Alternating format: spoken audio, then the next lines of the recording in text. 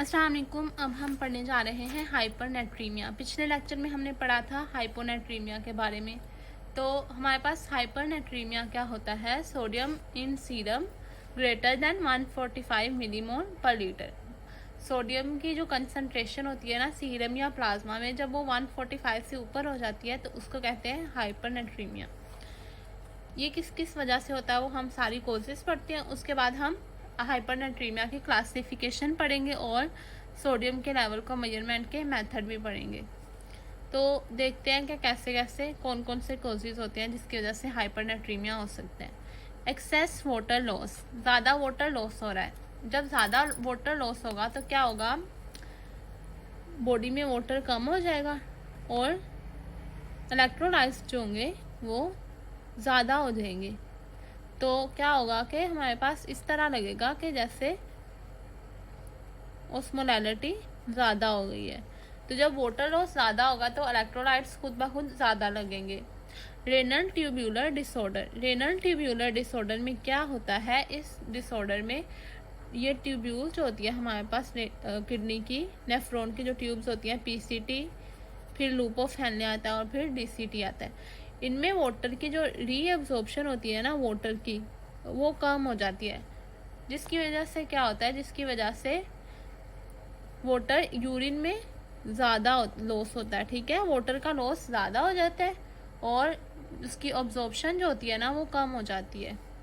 Prolonged diarrhoea, अगर diarrhoea ज़्यादा देर तक रहता है तो बॉडी के मोस्टली फ्लूइड जो होते हैं ना वो उसके साथ एक्सक्रीट होना फ्लूइड जो जितने भी होते हैं, मतलब कोई एक्स्ट्रा सेलुलर फ्लूइड है, इंट्रा सेलुलर फ्लूइड, सारे फ्लूइड्स कम हो जाते हैं क्योंकि कंटिन्यूस वाटर लॉस हो रहा होता है।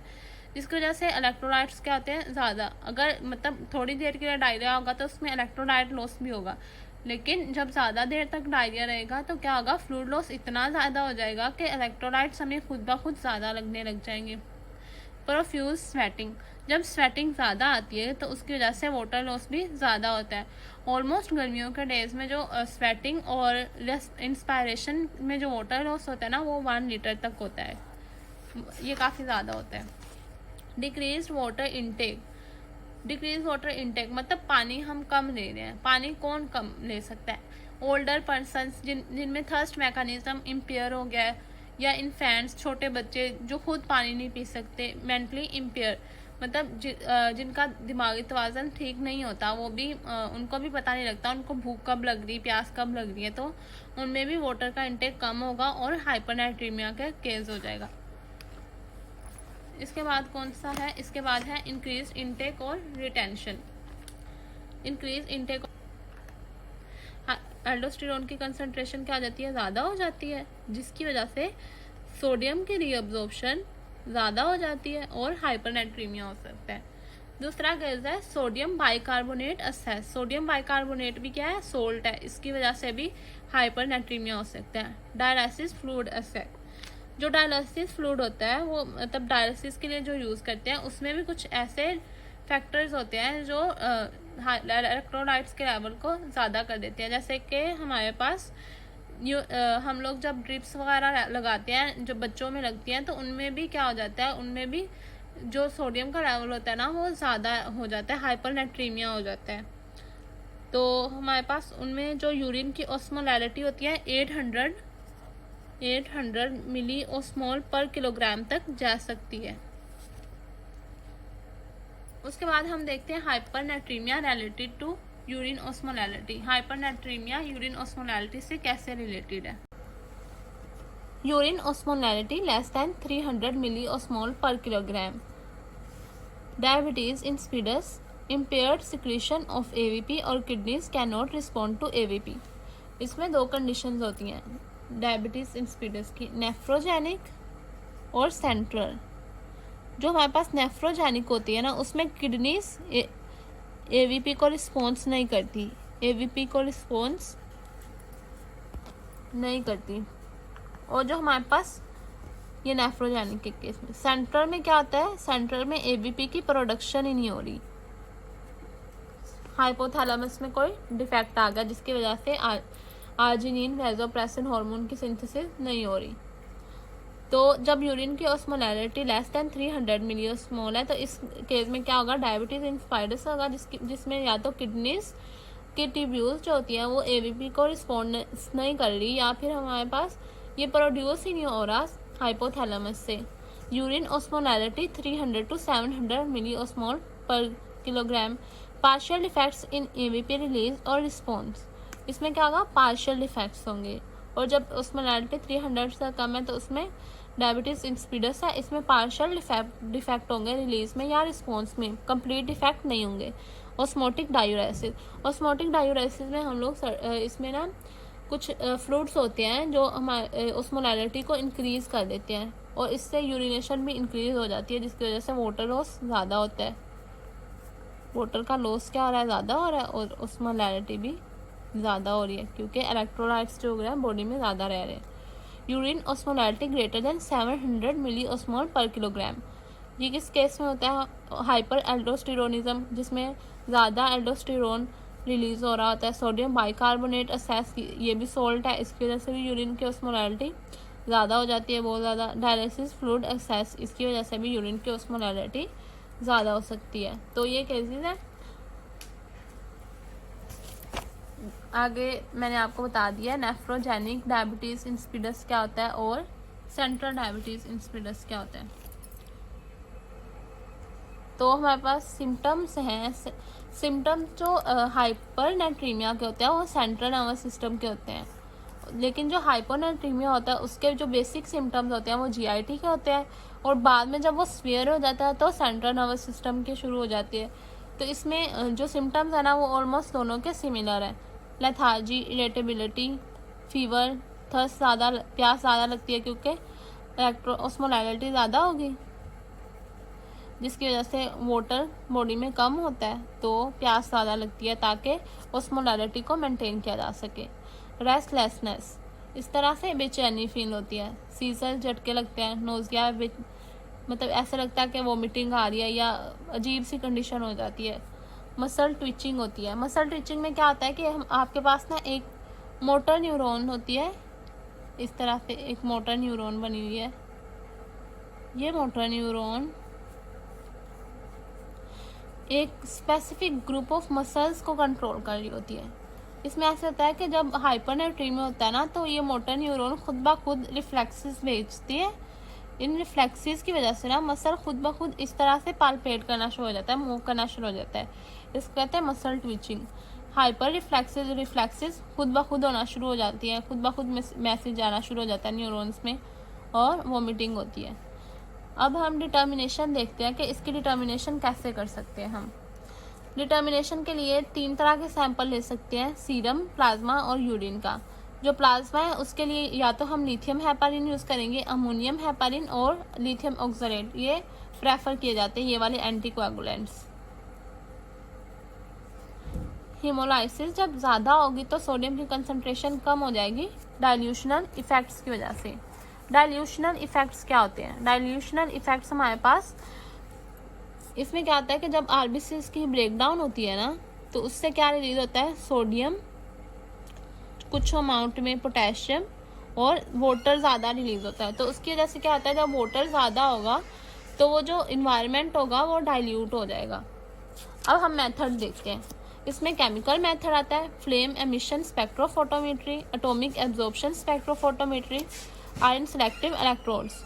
जो ये दोनों है ना, ये दोनों हमारे पास स्पेक्ट्रोफोटोमेट्री के टाइप्स हैं, और केमिकल मेथड्स भी हम लोग लैब में यूज़ करते हैं। और आयरन सेलेक्टिव इलेक्ट्रोड्स जो बेसिकली ग्रुप में डिस्कस हुए हैं बुक में, वो आयरन सेलेक्टिव इलेक्ट्रोड्स हैं।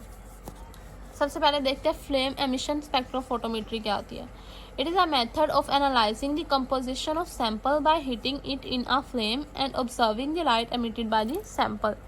इसमें क्या होता है, ये जो हमारे पास सैंपल है, ये एक सैंपल है, ठीक है, ये हमने एक चीज़ में सैंपल लिया हुआ है, इसको हम फ्लेम है, ये वाला समझ लो फ्लेम है, ये कैंडल है, इसको हम गर्म करते हैं, या बंसन बर्नर जो होता है लैब में उससे गर्म करते हैं।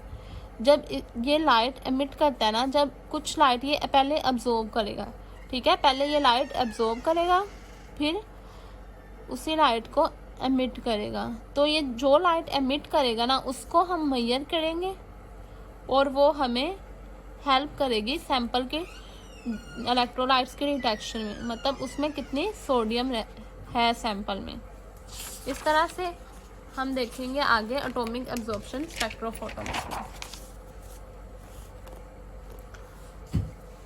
It is a spectroanalytical procedure. Spectroanalytical procedure है for the quantitative determination of chemical elements by free atoms in gaseous state. Gaseous state में फ्री एटम्स में जो उनकी क्वांटिटेटिव डिटर्मिनेशन होती है ना, वो हम इससे करते हैं। It is based on the absorption of light by free metallic ions. जैसे कि ऐसे होता है कि एक सैंपल है, जब हम इस सैंपल पे लाइट गुजारेंगे, ठीक है, लाइट सोर्स से, जैसे ये एक बल्ब है तो इस सैंपल पे लाइट गिरी है इस बल्ब से, तो इसमें क्या होगा, इसमें जो एटम्स होंगे या आयंस होंगे ना, वो इस लाइट को एब्जॉर्ब करना शुरू हो जाएंगे। जितनी ये लाइट एब्जॉर्ब करेंगे उसको हम मेजर करते हैं एटॉमिक एब्जॉर्प्शन स्पेक्ट्रोफोटोमेट्री। और हर सैंपल के जो एटम्स होते हैं वो डिफरेंट वेवलेंथ की लाइट को एब्जॉर्ब करते हैं, तो इससे पता लग जाता है कि उस सैंपल में किस तरह के एटम्स हैं और कितने एटम्स प्रेजेंट हैं उस चीज़ के। अब डिटेल में पढ़ना है ion selective electrodes. It works on the principle of potentiometry. Potentiometry में क्या होता है, दो तरह के इलेक्ट्रोड्स यूज करते हैं, ठीक है, दो तरह के इलेक्ट्रोड्स होते हैं जिसमें, और सोल्यूशन यूज करते हैं। इसमें क्या होता है कि एक इलेक्ट्रोड से, यहाँ पे हमने वोल्ट मीटर लगाया था, जब हम इनका इसको बंद कर देते हैं ना, इस दोनों को कनेक्ट कर देते हैं एक दूसरे से, और यहाँ पे आयंस फ्लो करना शुरू हो जाते हैं, तो क्या होता है कि जो सोल्यूशन होता है उसमें आयंस मूव कर रहे होते हैं दोनों सोल्यूशंस में। एक सोल्यूशन क्या करता है, इलेक्ट्रोड का काम करता है और दूसरा एनोड का काम करता है। तो क्या होता है कि हमारे पास इलेक्ट्रॉन्स का फ्लो आउटसाइड कंटिन्यूस हो जाता है, वोल्ट मीटर से हमें रीडिंग नज़र आना शुरू हो जाती है। इसे कहते हैं पोटेंशियोमीट्री। The heart of ion selective electrode is perm selective membrane that is capable of specimen recognition। हमारे पास सेमी परमिएबल मेम्ब्रेन होती है जो स्पेसिमन की रिकॉग्निशन करती है, तो ये उसका क्या होता है, हार्ट होता है। टाइप्स ऑफ ISE ये आपने देख लेनी है एक दफ़ा। Homogeneous crystalline membrane electrode, heterogeneous crystalline membrane electrodes, rigid non crystalline membrane electrodes, non rigid non crystalline और sensitized electrodes. Working mechanism. ISE work uses a semi permeable membrane to develop potential difference. जहाँ पे भी potential difference generate होता है ना, वहाँ पे क्या होता है, आयंस का फ्लो शुरू हो जाता है और इलेक्ट्रॉन्स का फ्लो शुरू हो जाता है। इलेक्ट्रॉन्स का फ्लो क्या हो जाता है, स्टार्ट हो जाता है, तो जिसकी वजह से क्या होता है, इलेक्ट्रिक करंट जनरेट होता है। इसमें हमारे पास दो तरह के इलेक्ट्रोड्स होते हैं, एक होता है रेफरेंस इलेक्ट्रोड और दूसरा होता है measuring electrode. Reference electrode has constant potential difference. इसका जो पोटेंशियल डिफरेंस होता है वो कांस्टेंट होता है और हमें पता होता है। जो मेजरिंग इलेक्ट्रोड है, difference between reference and measuring electrode can be use to calculate the concentration of ions in this solution. इन दोनों इलेक्ट्रोड्स के डिफरेंस से हमें जो सोल्यूशन है उसमें आयन की कंसनट्रेशन पता लग जाती है। It is actually activity of ions that is measured, not their concentration। इसमें हम लोग आयंस की एक्टिविटी को मेजर करते हैं, उनके कंसंट्रेशन को मेजर नहीं करते, ये याद करना है, activity is measured. Okay. Glass ion exchange membrane is used for measurement of sodium. सारे आयंस के लिए डिफरेंट तरह की जो मेम्ब्रेन है यूज होती हैं, और सोडियम के लिए कौन सी यूज होती है, आयन एक्सचेंज मेम्ब्रेन, ग्लास की बनी हुई होती है, ठीक है। उसके बाद देखते हैं कि जो आयन सेलेक्टिव इलेक्ट्रोड है, इसमें दो तरह से हम इसको यूज़ कर सकते हैं, एक तो डायरेक्टली और एक इनडायरेक्टली। जो डायरेक्ट मेजरमेंट है उसमें, जो डायरेक्ट मेथड होता है उसमें अनडाइल्यूटेड सैंपल यूज होता है, ठीक है, और इनडायरेक्ट में diluted sample is used. It is more accurate in case of hyperlipidemic और hyperproteinemic samples। हाइपरलिपिडेमिक या हाइपरप्रोटीनेमिक सैंपल्स में क्या होता है, जो प्रोटीन्स होती है ना या लिपिड्स होते हैं वो वाटर को रिप्लेस कर देते हैं, जिसकी वजह से जो इलेक्ट्रोलाइट्स होते हैं ना वो फोर्सली डिक्रीज हो जाते हैं। और ये किस केस में होता है? इनडायरेक्ट मेथड में। इनडायरेक्ट मेथड में डाइल्यूटेड सैंपल होता है, इसमें क्या होता है? वाटर को रिप्लेस कर देता है कौन? प्रोटीन्स और लिपिड, जिसकी वजह से इलेक्ट्रोलाइट्स फोर्सली डिक्रीज हो जाते हैं। It gives fast result in these cases. Error, protein buildup, poor selectivity. क्या इसका एक एरर होता है? इसमें क्या होता है? जो मेम्ब्रेन होती है ना, जो मेम्ब्रेन यूज़ कर रहे हैं, ग्लास आयन एक्सचेंज मेम्ब्रेन, उसके ऊपर प्रोटीन जमना शुरू हो जाती है। जब इस मेम्ब्रेन के ऊपर प्रोटीन जमना शुरू हो जाएगी तो इसमें से जो आयंस का फ्लो होगा, आयंस का फ्लो कम हो जाएगा। तो इसलिए इस मेम्ब्रेन को क्लीन करते रहना चाहिए, इसमें जो प्रोटीन होती हैं उनको जमने नहीं देना चाहिए।